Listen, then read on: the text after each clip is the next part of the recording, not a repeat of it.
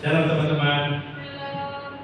Ya, kami dari kelompok 11 akan presentasikan strategi pelayanan kami yang berjudul yaitu penjangkauan anak muda gereja. Jadi ini kami fokusnya ke anak muda yang kurangnya minat untuk ketertarikan dalam persekutuan. Ya, ini latar belakang karena kenapa pelayanan pastoral sangat penting, karena yang pertama itu memberikan dukungan spiritual dan emosional kepada jemaat. Jadi melalui pelayanan pastoral kita dapat memberikan dukungan spiritual kepada jemaat. Kemudian kita akan membantu mengatasi masalah di dalam jemaat dan membantu jemaat untuk bisa terbebas dari krisis iman. Terus yang berikutnya adalah tentunya kita akan lebih membangun hubungan yang lebih dekat kepada Tuhan dan kepada sesama kita. Terus mengembangkan kehidupan spiritual yang lebih dalam dan tentunya yang paling penting adalah bagaimana kita dapat menjadikan jemaat sebagai contoh dalam kehidupan sehari-hari. Nah, terus kaitannya dengan pemuda adalah pemuda ini adalah yang mewarisi iman dari nilai kekristenan, terus membawa energi dan kreativitas dalam pelayanan. Di mana kita tahu bahwa memang anak muda itu memang zamannya untuk lebih mudah untuk menguasai hal-hal yang modern saat ini. Jadi tentunya gereja juga tidak akan ketinggalan jauh dengan perkembangan dunia sampai saat ini, sehingga itu sangat diperlukan. Terus ini mengembangkan kegiatan yang relevan dengan kebutuhan dan minat pemuda. Kemudian yang berikutnya adalah pemuda harus bisa menjadi agen perubahan. Nah, sehingga dari tujuan ini ada suatu masalah yang tentunya akan kami mencoba selesaikan, yaitu adanya krisis peran pemuda dalam jemaat. Di situ kita dapat melihat ketika mungkin ada persekutuan hanya orang tua yang terlibat aktif. Jadi ini kasus yang tentunya kami akan menyiapkan modul untuk bagaimana menyelesaikan permasalahan ini. Modulnya yang pertama yaitu adalah membangun pemahaman dan keterlibatan orang tua. Nah, kita tentunya tidak bisa mengatakan bahwa yang berperan dalam pengembangan anak itu adalah orang lain, tentunya orang tua, bukan guru sekolah minggu, bukan gembala, ataupun orang-orang guru-guru, tidak. Tapi orang yang tentunya sangat dekat dengan anak itu harus dimiliki oleh orang tua, sehingga sangat penting untuk keterlibatan orang tua. Nah, materi yang akan kami gunakan di sini tentunya yang pertama adalah konseling dengan orang tua. Kami akan mengidentifikasi dinamika keluarga terkait ibadah anak muda dan memberikan pemaparan tentang pentingnya sebuah dukungan orang tua. Terus yang berikutnya adalah sesi interaktif. Nah, ini bagaimana kami akan tentunya menanyakan kepada orang tua apa sih tantangannya dalam memotivasi anak muda untuk tetap beribadah. Nah, ketika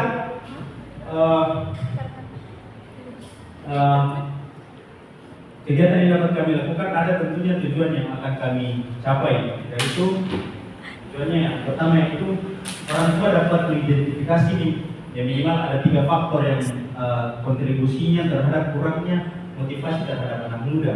Terus yang berikutnya adalah orang tua dapat menunjukkan kesadaran yang lebih tinggi tentang peran dan krusial dalam membentuk kebiasaan anak beribadah. Terus yang berikutnya adalah orang tua harus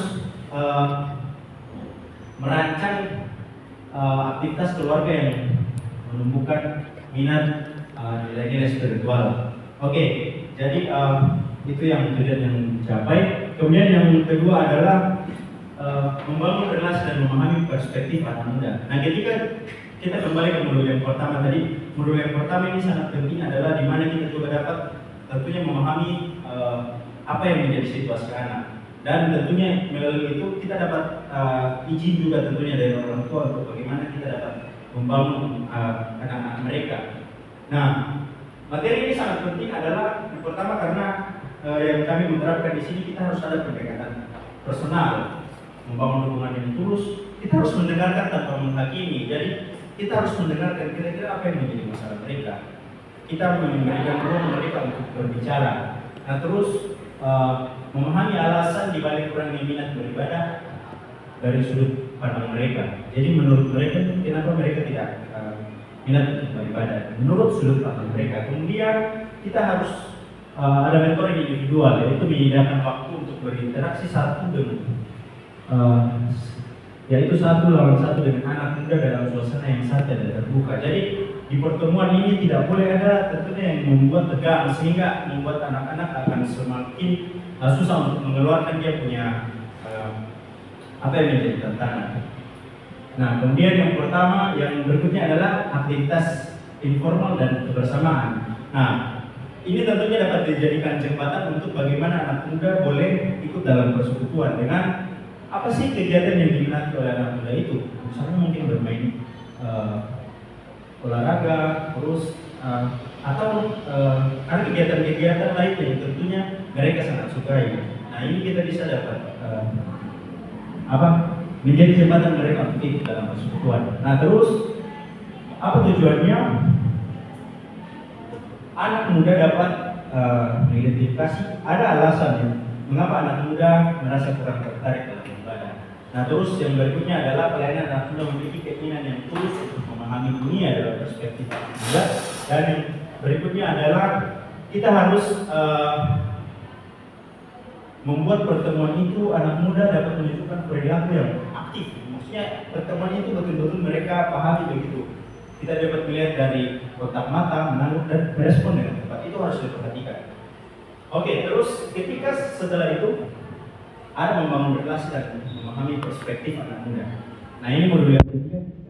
Modul 2 tadi kita memberikan ruang untuk bagaimana anak muda untuk mengeluarkan mereka punya isi hati mereka tentang tantangan mereka untuk ikut beribadah. Modul ketiga ini dapat menjadi pencerahan. Yang pertama adalah penyampaian firman Tuhan dengan pendekatan kontekstual, yaitu menyajikan ajaran Alkitab tentang ibadah dan spiritual, yaitu bahasa yang mudah dipahami oleh anak muda. Nah, terus kita dapat menggabungkannya dengan isu-isu dan minat yang relevan dalam kehidupan sehari-hari. Nah, terus kita dapat membagi kisah inspiratif dan testimoni. Nah, ini tokoh-tokoh muda yang tentunya memiliki pengalaman positif dengan ibadah dan pertumbuhan rohani sehingga dapat menginspirasi dan memberikan harapan. Oke, next. Nah, ini tujuannya adalah anak muda dapat memberikan minimal 2 alasan untuk pertumbuhan rohani dalam kehidupan mereka. Kemudian anak muda memiliki kerinduan untuk mengalami persekutuan lebih dengan Tuhan, dengan sesama beribadah, dan tentunya anak mampu untuk mengajukan pertanyaan atau berbagi pemikiran tentang materi yang akan disampaikan. Nah, setelah kita dapat modul ini, perlu yang namanya follow up. Jadi ketika modul ini sudah dilaksanakan, ada hal yang tentunya kita akan membuat mereka akan merasakan, oh ketika saya sudah ikut ibadah, apa yang saya rasakan? Itu yang tentunya dalam. Oke. Nah, kesimpulannya adalah panduan metode yang kami buat ini tentunya panduan yang komprehensif, yaitu bagi pelayanan muda dalam upaya membuat anak muda yang malas beribadah untuk menemukan kembali makna dan sukacita dalam kehidupan spiritual mereka. Oke, jadi teman-teman, kami akan mencoba membuat suatu dialog drama yang singkat, dan tentunya ini akan menggambarkan sedikit dari materi kami untuk kami. Oke, teman-teman yang membantu kami tadi boleh ke depan. Pada suatu hari dalam sebuah pertemuan ibadah, dalam satu gereja membahas tentang pertemuan merancang program gereja. Baik Bapak Ibu saudara-saudara sekalian, terima kasih telah hadir dalam pertemuan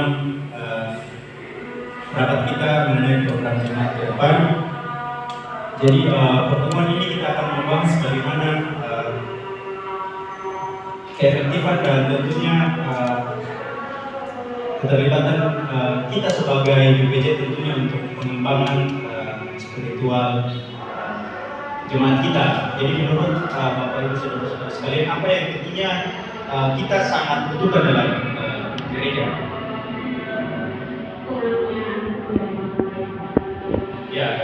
Ya, itu saya sangat setuju juga, itu sangat kurang ya. Ketika kita melihat ketika kegiatan-kegiatan di ya memang kurangnya tentunya itu sangat kita sama lihat ya, hanya orang tua saja yang terlibat. Jadi menurut Bapak Ibu Saudara-saudara sekalian, apakah ada langkah yang akan kita buat untuk melayani tentang generasi muda gereja kita ini yang tentunya sudah tidak mengikuti persatuan yang baik? Mungkin kita bisa pertunjukan dengan anak-anak muda yang paling sebaik itu, karena kita bisa mengajak mereka untuk kembali ke gereja untuk melayani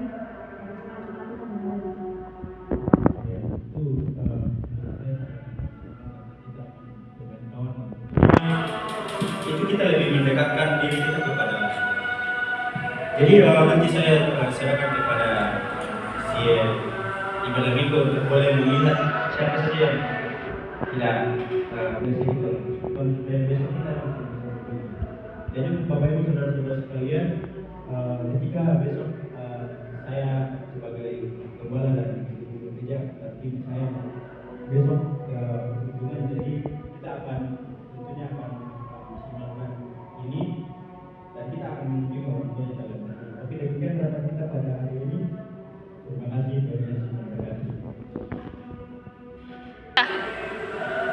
Ketika setelah selesai rapat, maka datanglah jemaat dan maka datanglah kepala dan BPJ mengunjungi ibu Karisa yang mempunyai anak yang malas daripada.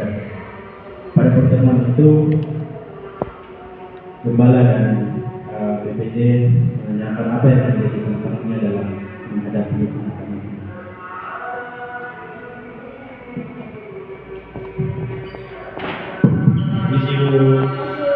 Ya, selamat siang, shalom. Bagaimana kabarnya, Bu? Puji Tuhan, baik Pak.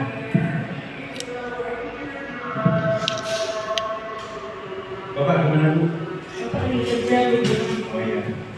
Jadi saya dengan Ibu Trida ini dari gereja kemarin juga bisa dapat.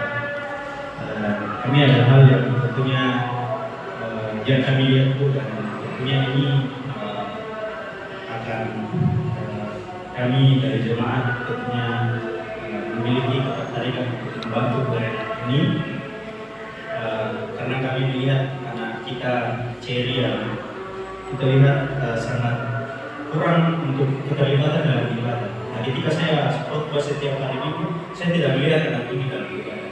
Nah, makanya saya akan menanyakan kenapa Cherry ini tidak ikut dalam ibadah.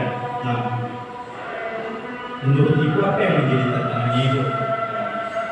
Apa yang tantangannya Ibu untuk memberikan ketertarikan Cherry ibadah? Sebenarnya saya sudah sering mengajak anak saya untuk pergi ke gereja, tapi kadang-kadang yang membuat saya dia bilang khotbahnya terlalu lama, apalagi doa syaitan itu terlalu lama, jadi dia cepat bosan. Makanya dia bilang lebih baik saya tunda daripada saya ke gereja gitu. Saya bosan, capek gitu, di rumah mama gitu. Jadi itu alasannya ya.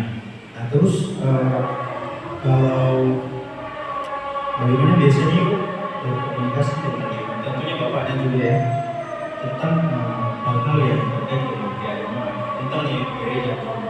Bagaimana komunikasinya? Apakah Ibu biasa mengajarkan untuk gereja?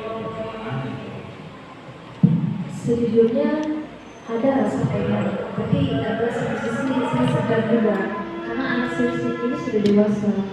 Jadi ketika saya mengajarkan dia tentang nilai keagamaan, dia selalu merasa bahwa dia bilang itu juga benar gitu. Jadi kayak secara menghadapan dia, nanti dia merasa bahwa dia sudah besar, tidak perlu diajak keagamaan. Jadi agak sulit untuk mengajarkan hal berubah pada dia.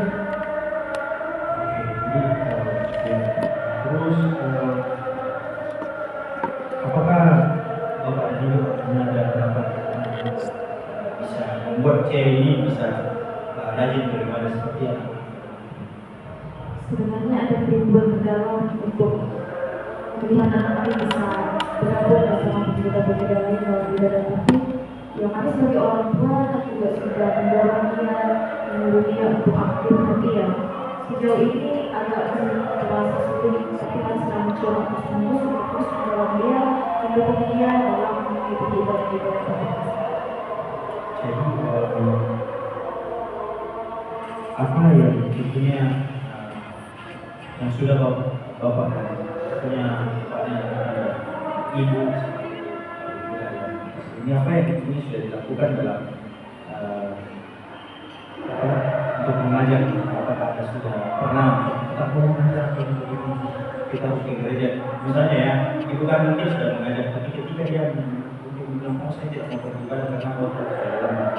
Jadi apakah itu ada apa mungkin kayak perilaku yang keras sebagai beribadah atau mungkin tidak ada? Mungkin kalau tapi saya bersyukur Pak walaupun di dalam itu sekali 2 hari ada keadaan beribadah. Tapi ketika dia sudah kayak 2 minggu lebih berturut-turut tidak beribadah, ada saksi yang saya berikan kepada dia. Seperti dia lapornya, larang dia beri lapor, dan sebagai saksi untuk dia supaya dia lakukan sendiri. Oke. Jadi maksud kami dengan ibu ini karena kami tentunya mau mengetahui bahwa apakah anak ini dalam keadaan yang sehat. Karena tentunya itu peran kami sebagai gembala juga tentunya ketika ada jemaatnya tentunya tidak kurang kontribusinya dalam ibadah. Jadi yang saya memberikan pemahaman di sini bahwa tanggung jawab pendidikan korban itu bukan ditujukan kepada guru sekolah minggu, bukan ditujukan kepada guru-guru ataupun kepada jaga gembala, tapi itu tugasnya orang tua. Jadi satu yang kami bilang bahwa sampai itu benar-benar kepada orang lain di anak untuk ke depan, sehingga si Cherry ini dia boleh beribadah karena itu tentunya kita generasi gereja juga sangat membutuhkan generasi. Jadi ketika seperti Cherry itu harus tentunya dibekali untuk bagaimana bisa menjadi generasi gereja yang berkualitas. Jadi kalau yang izinkan kami besok nanti akan datang kembali ya. Boleh bertemu dengan Cherry untuk bertanya sedikit. Tentunya juga kami membantu Bapak Ibu kembali mendengar ini bisa ya. Setuju dengan rencana Bapak Ibu untuk ngomong saudara dia supaya siapa tahu ketika saya untuk mendorong dia dari kalian boleh mendukung dia merasa dibutuhkan, merasa ada di sini nanti siapa tahu dia bisa datang untuk melakukan. Kalau begitu kami mungkin ada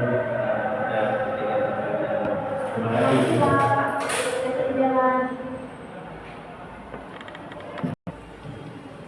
Oke, jadi itu tadi adalah modul yang pertama, yaitu membangun pemahaman dan keterlibatan orang tua. Nah, sekarang teman-teman kami akan mencoba untuk menambahkan di modul yang kedua, yaitu membangun relasi dan memahami perspektif anak muda.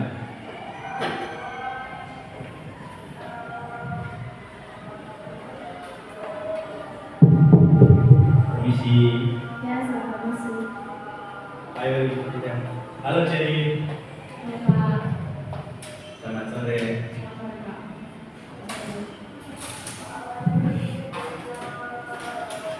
Ya, jadi kami ini sedang berjalan-jalan dan kami dengan Cherry dan kami mau datang menolong Cherry. Jadi ya terima kasih ya karena kami boleh diizinkan untuk mengunjungi Cherry hari ini. Nah, terus kalau Cherry kegiatannya belakangan ini apa ya? Apa saja? Kegiatan saya belakangan ini, saya hanya duduk di rumah, main HP, scroll TikTok, sosmed media. Gimana perkuliahannya? Nah, puji Tuhan, sejauh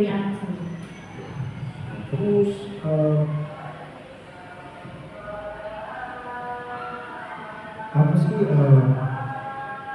pandangan Cherry tentang pergaulan anak muda? Apakah Cherry sering bergaul dengan anak muda, sering berteman? Ya, menurut saya sekarang pergaulannya terlalu bebas. Jadi saya perlu memutuskan untuk berdiam diri di rumah biar saya tidak terjatuh dalam pergaulan mereka. Nah, terus apakah menurut Cherry itu pertemanan atau komunitas itu penting? Apakah itu kayak kau berteman? Misalnya saya sebagai berteman dengan Cherry, apakah itu penting? Atau menurut Cherry itu hal yang tidak penting? Ya menurut saya itu tidak terlalu penting karena ada HP juga untuk bisa kita berkomunikasi. Jadi kalau untuk pertemuan langsung luar itu menurut saya tidak terlalu penting. Jadi saya tidur di rumah dan main HP. Oke, kalau ini kan kita ya ini kan kita setiap hari minggu beribadah ya, atau mungkin ada kegiatan-kegiatan yang punya kegiatan pemuda di gereja. Nah, menurut Cherry, apakah Cherry pernah merasa tertarik untuk ikut dalam kegiatan ibadah seperti itu? Menurut saya tidak terlalu tertarik karena ribet. Saya tidak mau terlalu bersosialisasi dengan orang-orang gereja. Jadi menurut Cherry teman-teman di gereja itu seperti bagaimana? Orang-orang di gereja terlalu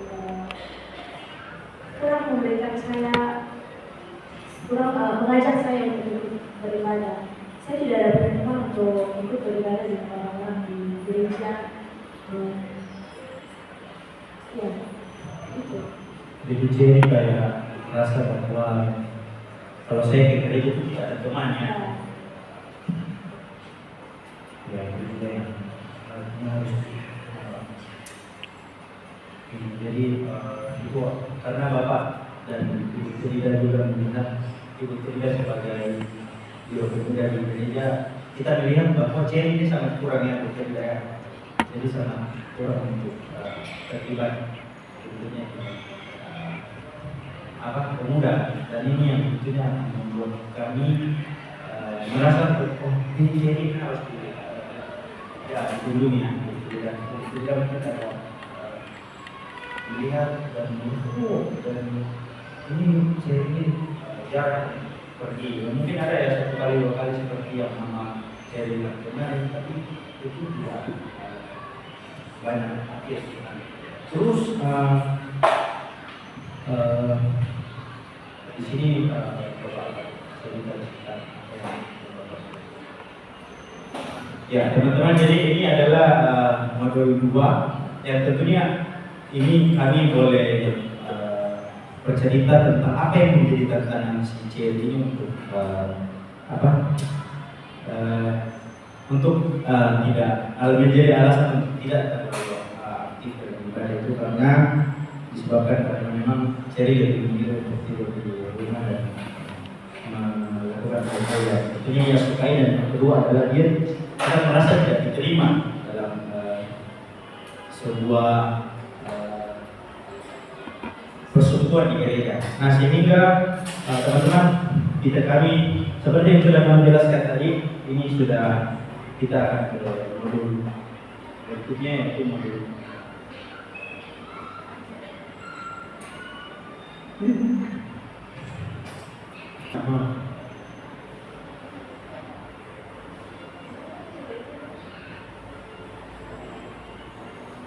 Oke. Nah, jadi seperti yang kami jelaskan tadi bahwa di modul 3 ini kami akan memberikan pemahaman tentang Cherry. Oke, jadi setelah saya mendengar apa yang Cherry katakan, Bapak ingin cerita sedikit tentang bisa Yusuf ya tentunya memberikan dirinya kepada Tuhan sejak muda, kepada dia dianggap menjadi orang yang penting di Mesir pada saat itu. Nah, si Yusuf ini menganggap bahwa keterlibatan untuk pelayanan Tuhan itu sangat penting. Ya, jadi Yusuf ini dia dari 12 bersaudara dan tentunya memiliki banyak tantangan. Dia juga merasa tidak diterima oleh saudara-saudaranya yang menjual mereka, tapi ketika kita melihat Yusuf itu tidak menyerah. Yusuf tidak merasa oh ini saudara-saudara saya jahat kepada saya, jadi saya tidak mau lagi untuk rajin untuk melayani Tuhan. Nah, bukan hanya itu, ketika dia juga setelah dia dibuang, dia dijadikan budak dan bekerja ya. Tentunya kalau cari tahu budak, apakah cari mau mungkin mau bekerja tanpa digaji begitu, terus diperlakukan seperti hewan begitu, tentunya tidak mau ya.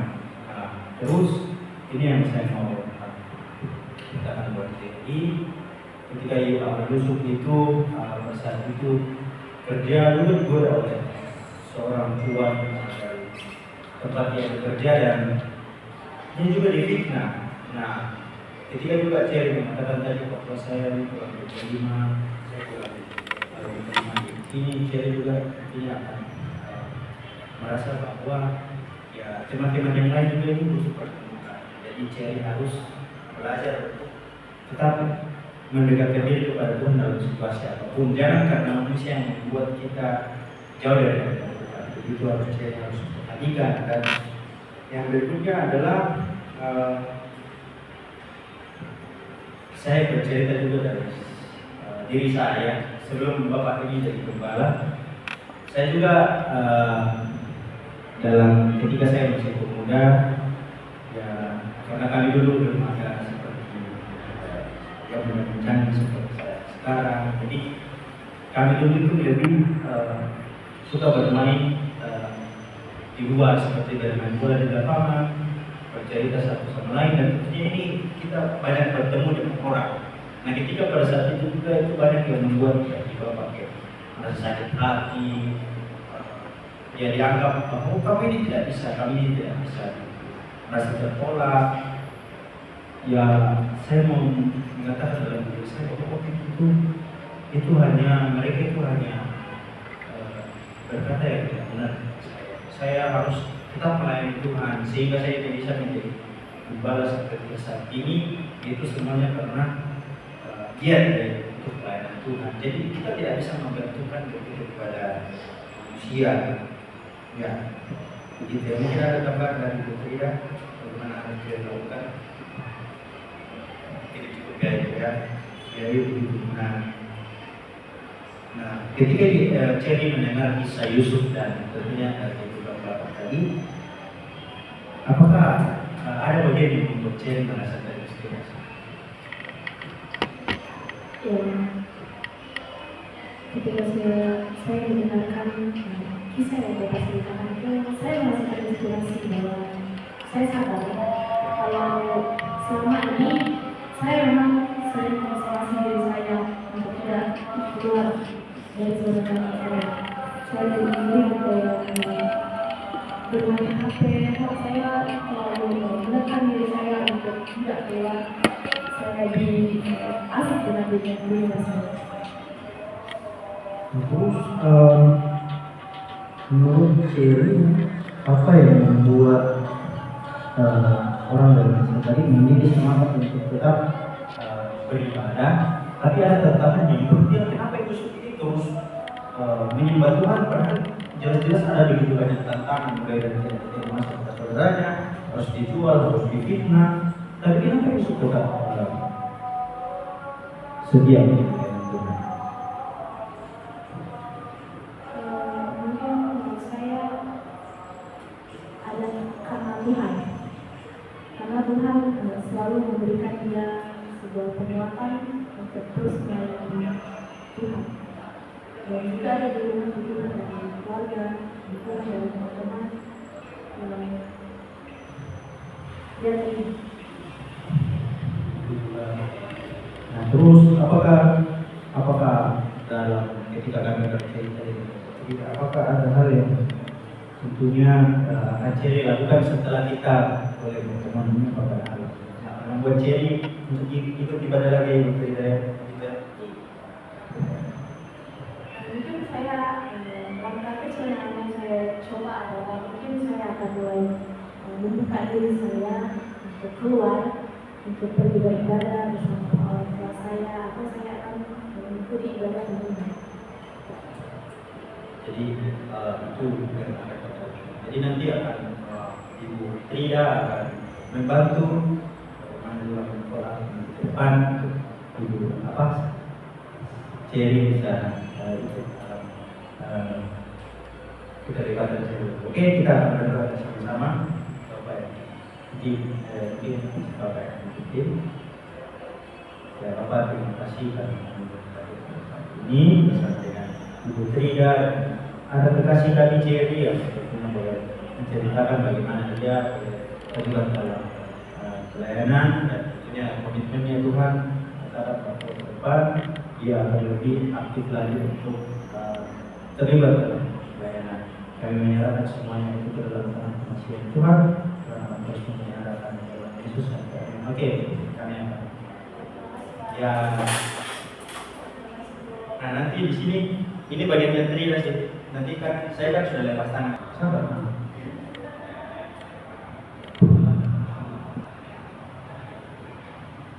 Oke. Ya, ketika tadi kita sudah memberikan pemahaman, tiba saatnya tentunya ketika kita sudah memberikan pemahaman perlu ada yang namanya respon. Jadi ini dalam ini akan ada respon dari tentunya Ibu. Ya, kami selaku gembala dan Trida akan memberikan respon dalam bentuk berapa? Silakan.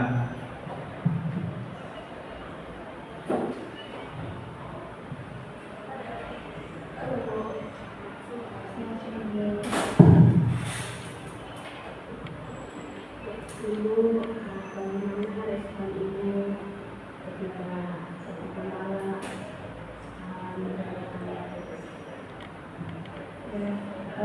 selama saya mengikuti ibadah selama 1 minggu ini,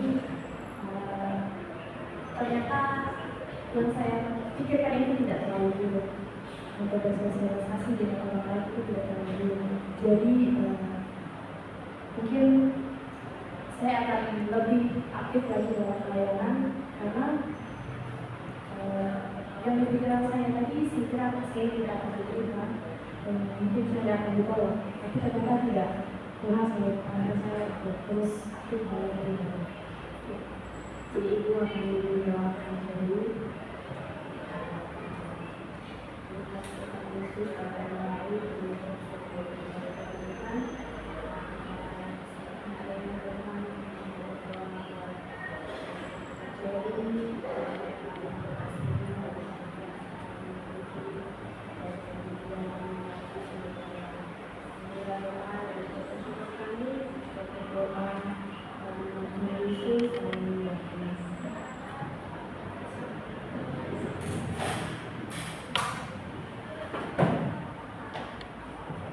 Oke, jadi teman-teman sekian dari presentasi kelompok kami. Kesimpulannya di sini adalah ini adalah upaya kami untuk membantu jemaat dalam membantu gereja terlibat dalam pelayanan terhadap anak-anak yang tentunya malas untuk hidup. Jadi kita harus tahu apa yang dibutuhkan, memberikan pemahaman kepada orang tuanya dan seperti itu. Oke, sekian dari kelompok kami. Sekian dan terima kasih.